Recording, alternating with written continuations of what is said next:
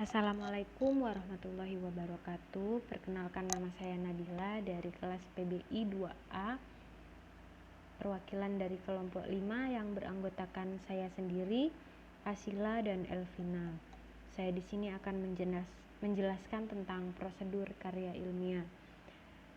Karya ilmiah sendiri itu apa? Karya ilmiah itu merupakan laporan tertulis dari hasil sebuah observasi yang memaparkan hasil penelitian atau pengkajian yang dilakukan oleh seseorang atau sebuah tim untuk memenuhi kaidah dan etika keilmuan. Saya di sini akan menjelaskan tentang langkah-langkah penulisan karya ilmiah. Di sini ada 3 aspek yang harus dilakukan, yaitu tahap persiapan, tahap penulisan, dan tahap evaluasi. Yang pertama ada tahap persiapan. Tahap persiapan ini ada 10 aspek. 10 aspek. Yang pertama, memilih topik dan tema. Memilih topik memang masih terlalu luas, harus dibatasi menjadi sebuah tema. Hal-hal yang perlu dipertimbangkan dalam memilih sebuah topik yaitu isu-isu yang masih hangat, peristiwa nasional maupun internasional, kemudian suatu benda, karya orang, dan yang lainnya, dan pengalaman-pengalaman pribadi yang berbobot. Kemudian yang kedua ada mengumpulkan bahan. Mengumpulkan bahan, setelah kita memilih topik, pasti kita akan mengumpulkan suatu bahan untuk selanjutnya menulis karya tulis. Kemudian ada survei lapangan. Survei lapangan ini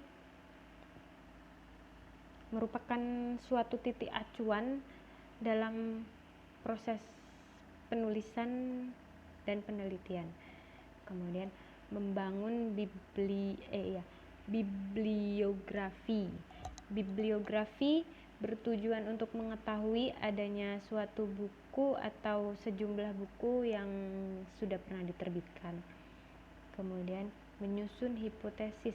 Hipotesis ini perkiraan atau dugaan-dugaan yang menjadi penyebab dari objek penelitian yang akan dilakukan. Kemudian yang keenam, menyusun rancangan penelitian.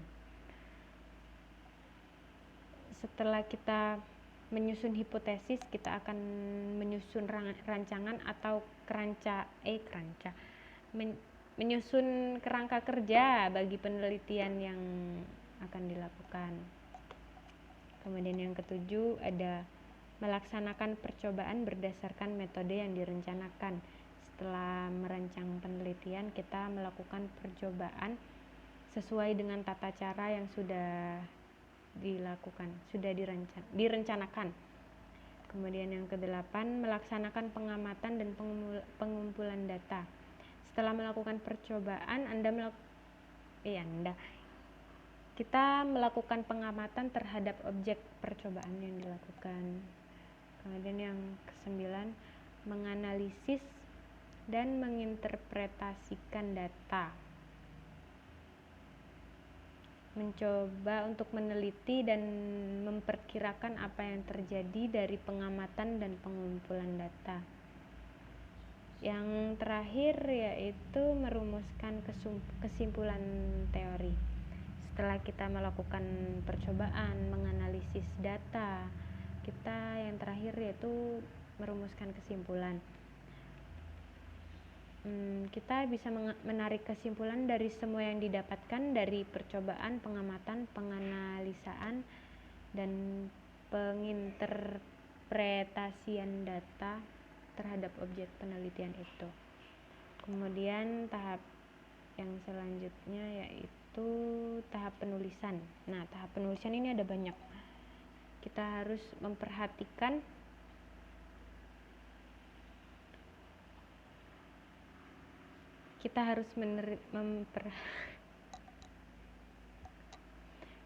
memperhatikan jenis dan ukuran kertas.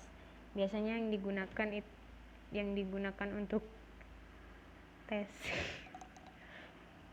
untuk tesis, ataupun skripsi ataupun makalah itu biasanya yang digunakan itu kertas HVS ukuran A4 atau 21,29,7 cm. Dan selanjutnya margin pengetikan. Nah, margin pengetikan pada setiap lembar karya ilmiah itu biasanya digunakan satu muka halaman, nggak boleh bolak-balik. Kemudian yang kedua, penulisan dan pemenggalan kata.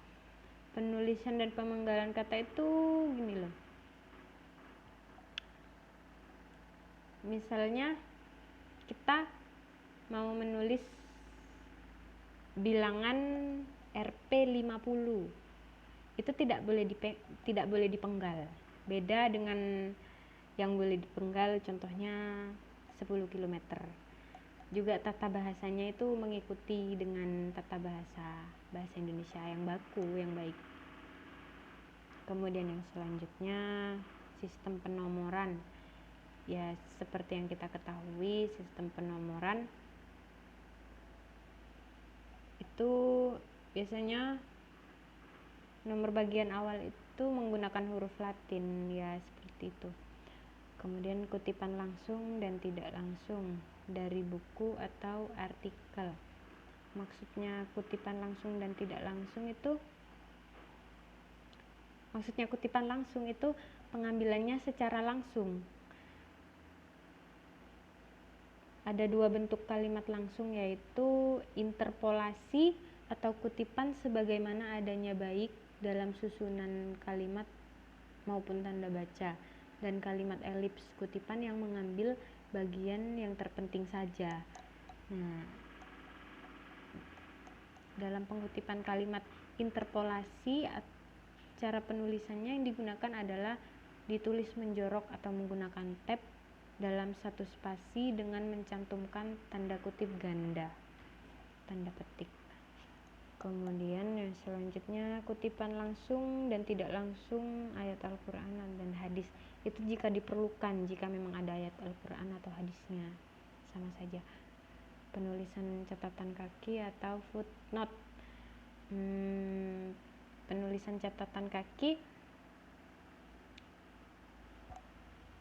mengikuti kalimat atau bagian paragraf yang dikutip baik langsung maupun tidak langsung, ditandai dengan nomor yang sudah tersusun urut dan ukurannya lebih kecil dari huruf atau angka yang digunakan dalam naskah. Yang kedelapan, penulisan daftar pustaka. Ya, penulisan daftar pustaka itu mencantumkan sumber-sumber yang benar yang digunakan dalam penulisan suatu karya akademik itu sendiri.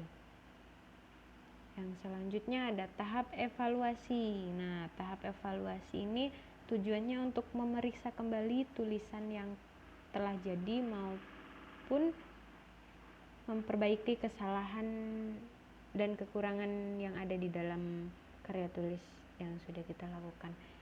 Ya, mengevaluasi kembali, contohnya kayak yang dibenarkan lagi, dilihat lagi mana yang salah, mana yang sudah benar, atau mana yang harus diperbaiki, itu dilihat lagi.